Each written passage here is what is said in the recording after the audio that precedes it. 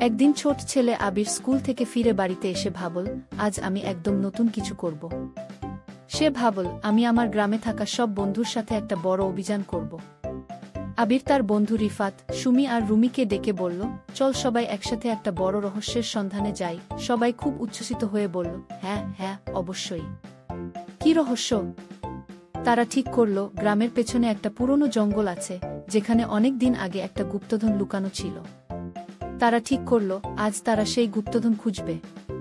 তারা সবাই খুব যত্ন করে জঙ্গলে ঢুকল। পথ চলতে চলতে তারা দেখল বিভিন্ন পাখি, ছোট ছোট পোকামাকড় আর সুন্দর গাছের শাখা প্রশাখা। তারা খেলতে খেলতে জঙ্গলের গভীরে এগিয়ে গেল। অবশেষে তারা একটা পুরনো পাথরে লেখা কিছু দেখতে পেল। পাথরে লেখা ছিল, সতর্ক থাকো, গুপ্তধন পেতে হলে তোমাদের ভালো কাজ করতে হবে। তারা বুঝল, শুধু চুরি করে বা দুষ্টুমি করে গুপ্তধন পাওয়া যায় না। সত্যি সত্যি ভালো কাজ করলে ভালো লাগা জিনিস পাবে।